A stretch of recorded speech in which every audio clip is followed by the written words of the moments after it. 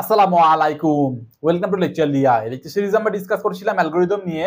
তো অ্যালগরিদমের আজকের লেকচার ভিডিওতে আমরা দেখব রিলেয়েবিলিটি ডিজাইন প্রবলেম। তো আজকের লেকচার ভিডিওতে ফার্স্ট অফ অল আমরা বুঝবো রিলেয়েবিলিটি ডিজাইন প্রবলেমটা অ্যাকচুয়ালি কি, এরপরে এই প্রবলেমটাকে আমরা একটা নিউমেরিক্যালের সাহায্যে সলভ করব। তো ফার্স্ট অফ অল রিলেয়েবিলিটি ডিজাইন বলতে মিনলি হচ্ছে আমরা এখানে একটা সিস্টেমকে ডিজাইন করা বোঝাচ্ছি, যেখানে আমাদের সিস্টেমের মধ্যে কিছু ডিভাইস থাকবে এবং এই ডিভাইসগুলো আপনি নিজে যেয়ে বাজার থেকে কিনে আনবেন। জাস্ট ফর এক্সাম্পল ধরেন হচ্ছে আপনাকে বলা হচ্ছে 4টা ডিভাইস কিনে এনে একটা সিস্টেম ডিজাইন করতে।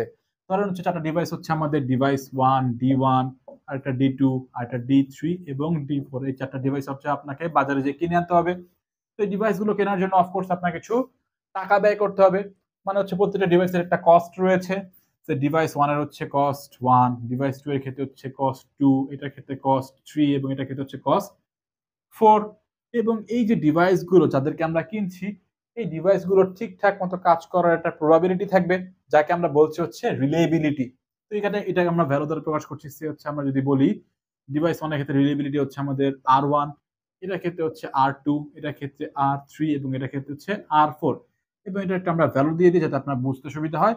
সে ডিভাইস 1 ঠিকঠাক মতো কাজ করছে, তার প্রবাবিলিটি হচ্ছে আমাদের 0.9। প্রত্যেকটা ক্ষেত্রে হচ্ছে ঠিকঠাক মতো কাজ করছে, তার প্রবাবিলিটি হচ্ছে 0.9 আমরা বলে দিচ্ছি। আশা করছি এই পর্যন্ত বুঝতে পেরেছেন। এখন এই যে ডিভাইসগুলো নিয়ে যে আমরা একটা সিস্টেম গঠন করলাম, এই টোটাল সিস্টেম ঠিকঠাক মতো কাজ করছে কি করছে না তার একটা প্রয়োরিটি থাকবে, তাই না? সেই প্রয়োরিটি আমরা কিভাবে বের করব?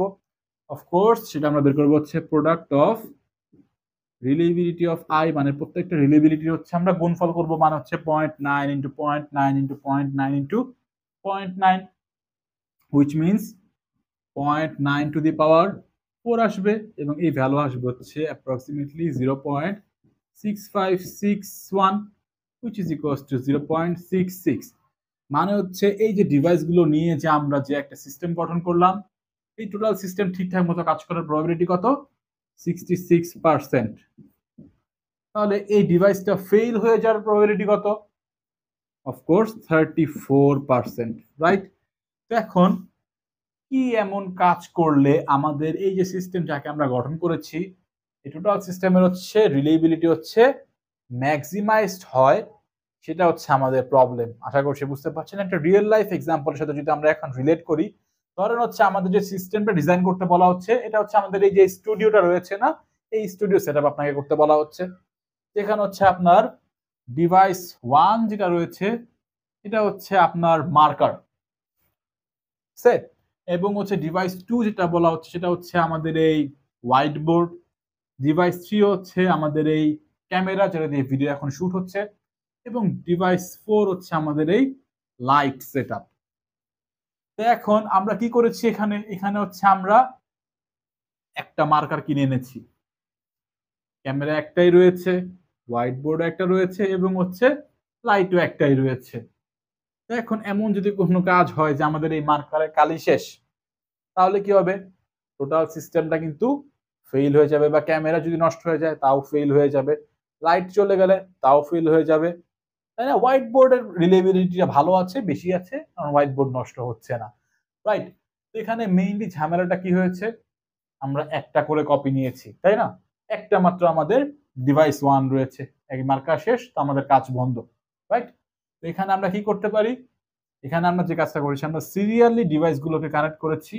বাট আমরা যদি এমন করি যে আমরা ডিভাইসগুলোকে হচ্ছে প্যারালালি কানেক্ট করি এবং হচ্ছে ডিভাইসের মাল্টিপল কপি নেই, সেক্ষেত্রে হচ্ছে আমাদের রিলেয়েবিলিটিটা হচ্ছে আমাদের ম্যাক্সিমাইজ হওয়ার চান্স রয়েছে। আশা করছি বুঝতে পারছেন।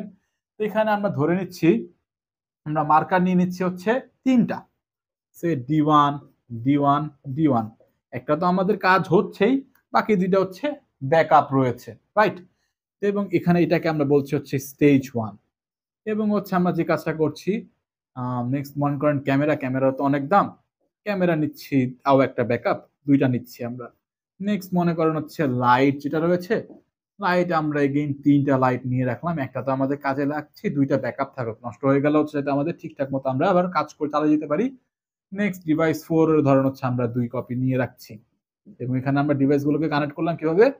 প্যারালালি হচ্ছে আমরা এখানে ডিভাইসগুলোকে কানেক্ট করলাম। এটা হচ্ছে আমাদের স্টেজ 1, এটা স্টেজ 2, এটা স্টেজ 3 এবং এটা হচ্ছে আমাদের স্টেজ 4। আশা করছি বুঝতে পারছেন।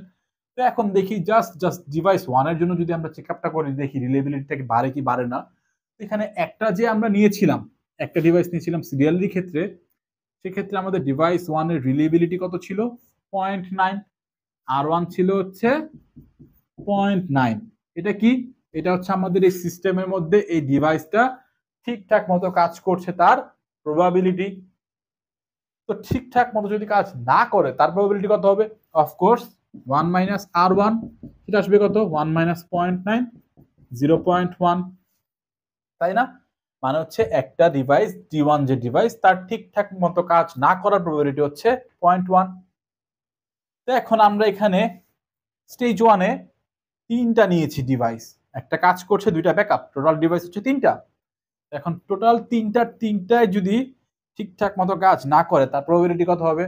Of course 1 minus r1 into 1 minus r1 into 1 minus r1, which is 1 minus r1 cube, which is equals to 0.1 cube, which is equals to 0.001।